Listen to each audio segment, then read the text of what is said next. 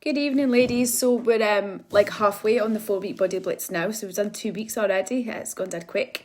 Just did positive stuff from everybody. Seems to be getting on really well. Everybody seems to be managing to follow the calories fine and sticking to the food and stuff. Getting the workouts done, getting the steps in and whatever, which is amazing. People are looking like they're making good progress in the progress pics. So I'll get everybody to take the progress pictures again tomorrow morning. Sometimes you don't see a massive amount of progress in a week, but I think it's similar to weighing yourself, isn't it? It's like, you know, you're going to do it, so it helps you keep on track. I know a couple of you have been weighing yourselves. And I never really advise people to weigh themselves because I know that Andrea weighed herself and she had a good result. She'd lost 6 pounds, so she was chuffed with that. But if she'd weighed herself and she hadn't lost 6 pounds, that could have sent her off track, and she has been staying on track. So I was trying to say to people, try not to weigh yourselves. It's not a great representation of how you're progressing. I had a one-to-one client I've been working with for 2 weeks. You might have seen me posting her pictures, dark-haired lady, and her progress in 2 weeks is like amazing. She looks like what I would have expected her to look after 6 weeks. She weighed herself after the first week, she'd lost 4 pounds. And then after the second week, she hadn't lost anything else. She'd only lost the 4 pound in the 2 weeks. And she was pissed off that she hadn't lost in the second week. And I was like, we're not really going for weight loss because you're not overweight, because she's not at all. She just wanted body compositional change. So she wanted to look leaner, more toned, less fat on her body. And she wanted primarily to have more energy, which she's got absolutely bundles of now. And I said to her, you've lost 4 pounds in 2 weeks. So any sort of weight loss diet or anything, if you look online, will say 2 pounds each week is quite a good amount of weight to lose, and that's what you'd maybe expect like a very overweight person to lose. But somebody who's not necessarily got much weight to lose, she'd lost 4 pounds in 2 weeks. So I said, if you'd lost 2 pounds first week and 2 pounds the second week, would you be happy? And she was like, yeah, but she wasn't happy because she's lost 4 the first week and 2 nothing the next week. Anyway, just kind of puts it into context. So don't try not to get too hung up on weighing yourselves if you can help it, because that can really, depending on what the scales say, it can make you have a good day or make you have a shit day. So try not to weigh yourself too much. I mean, remember, I used to fall into the trap of weighing myself all the time. Now I don't really know what I weigh. I don't really care. It's basically your relationship to gravity, really, unless you're like 20 stone overweight, and then yeah, you do want to be reducing your weight, but nobody in this group is significantly overweight, so don't weigh yourselves. Another thing, Beth messaged me saying, how can she get rid of back fat? So quite often I'll get messages of people like, how do I get rid of the fat on my inner thighs, or how do I get rid of the fat on my belly, or everybody's always got an area on their body, haven't they, that if they could just chop the fat off there, they would be happier. Unfortunately, the answer is you can't. You can't spot reduce fat on the body. You can't just decide, I want to lose fat from this area. You've just got to be in a calorie deficit, which everybody is. So you're eating less energy than your body needs, and you're exercising, so your body will burn fat and you'll lose fat. It's not up to you or me or anybody where your body will drop fat from, unfortunately. And the stubborn areas, especially in women, can be like back, belly. Funnily enough, your boobs just always disappear, don't they? They're always the areas you don't want the fat to go from, like your boobs goes. Bum and hips and stuff can be areas which are quite stubborn to shift the fat from, just because our bodies naturally store fat in those areas, because whether we like it or not, from a physiological standpoint, your body's just always preparing for pregnancy. Although I know most of us are probably not thinking about getting pregnant at the moment, your body in the back of its mind always thinks every month you're going to get pregnant, so it's got to store fat to support that pregnancy and then support breastfeeding. So you will get pockets of fat. You just got to be consistent with your diet and just bring the fat, reduce the fat on your body, and eventually it will come off your back. Obviously doing stuff like exercises like we are doing, like using resistance, using weights, toning that area, improving your posture, that improves the appearance of those areas. But unfortunately, in short, you cannot spot reduce fat from any area of your body. I wish you could, unless you're going to have something like liposuction, but that's like totally extreme and I wouldn't advise that. So another thing that's come up with quite a few people, Linda mentioned it, Kai mentioned it, a couple of my one-to-one clients have mentioned it as well, and this is something that comes up with me and clients all the time. because the vast majority of my clients are women. I think women are attracted to a female trainer, is the hormone thing, the period thing, the monthly thing, whatever you want to call it. And I think I'm not slagging male personal trainers off whatsoever, because a lot of male personal trainers do totally get the hormone thing. But men, lucky bastards, are pretty much, they're just on a level all the time. They're pretty much the same every single day of the month. And women are like physiologically different at different times of the month, because we've got so many different hormones circulating at different times of the month in our bodies. We will feel and sometimes look physically and mentally totally different. I've noticed that in myself. So in your time sort of after your period finishes and leading up to ovulation, that's when you're going to feel your best, because your body pumping out loads of what hormone is it? My mind's gone blank. Anyway, loads of the hormones to build you up to ovulating, so you'll feel amazing. Like your skin will be dead clear, you won't have any bloating, you'll feel really quite extrovert, really outgoing, you'll have loads of energy.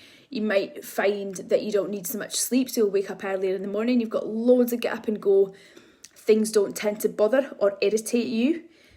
So that's like the best side of your cycle. That's like the sunny side of your cycle. In terms of getting in the gym, you'll have loads of energy for your workout. You'll be able to go for a run and it'll feel dead easy and your head will feel clear. If you're lifting weights, you'll feel dead strong and you'll feel dead confident in the gym.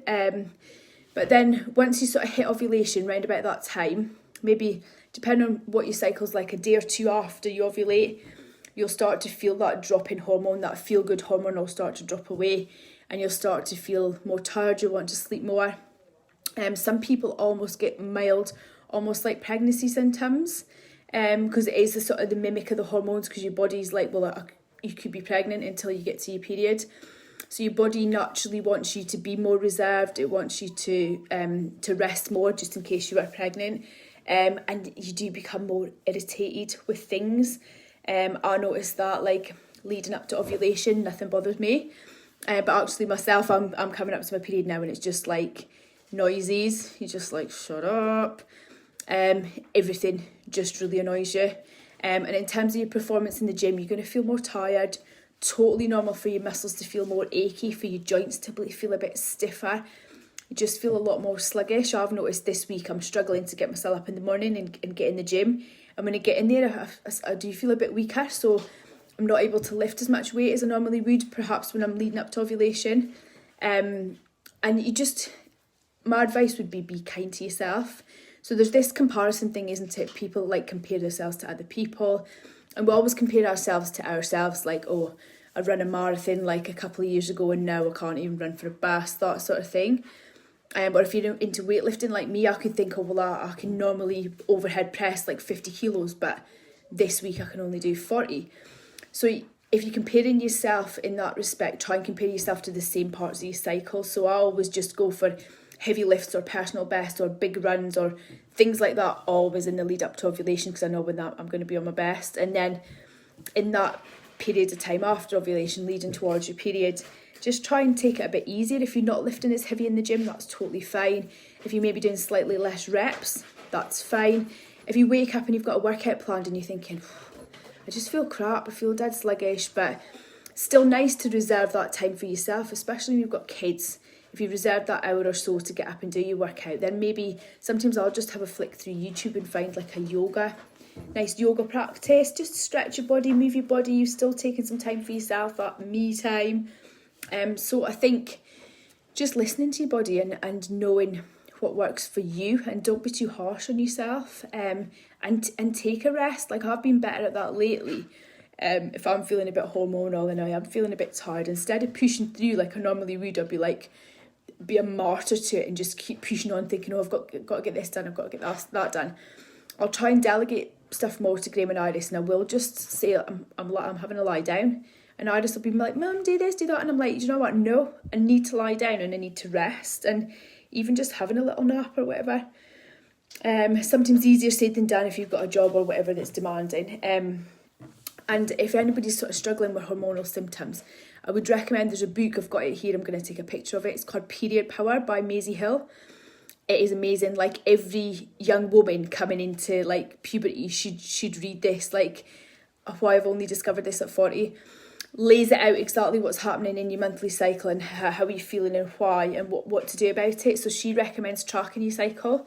So I ordered a diary off Amazon, and I just, every day, it's just like a tiny little square. So every day you just write a couple of words of how you're feeling.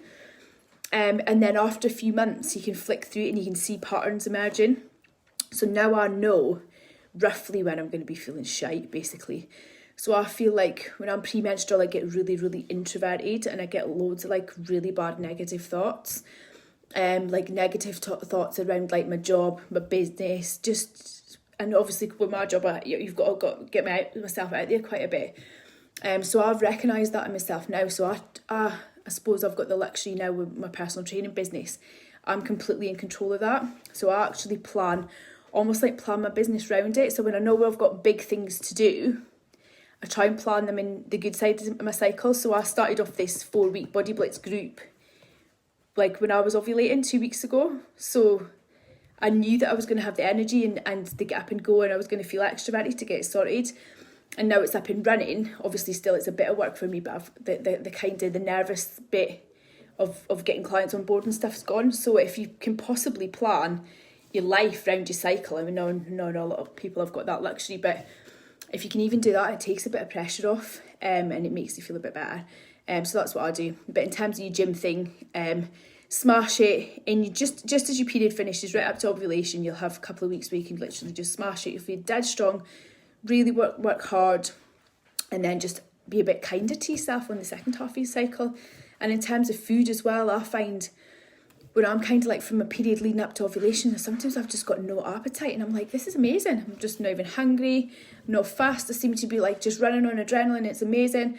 And then once you ovulate and you're kind of downhill to your period, you're just like, oh, sometimes it is almost like pregnancy, isn't it? You feel like you can't, no matter how much you eat, you don't feel full.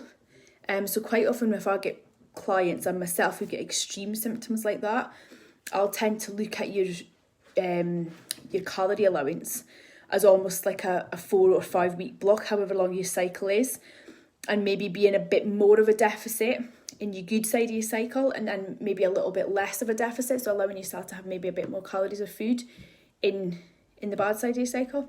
So these are all things that you can do anyway. But the book, I must have read it about 10 times. Honestly, it's amazing.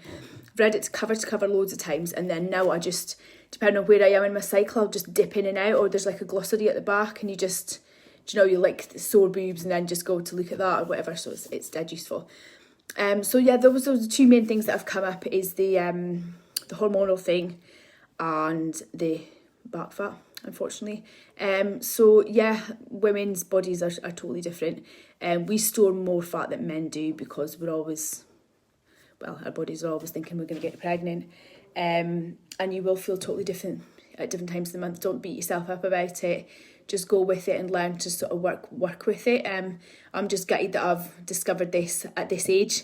Probably, if I'm lucky, got another 10 years before I hit menopause. So I've missed years and years of it, but these are things that we can pass down to our daughters, I guess, and just things that help my clients deal with.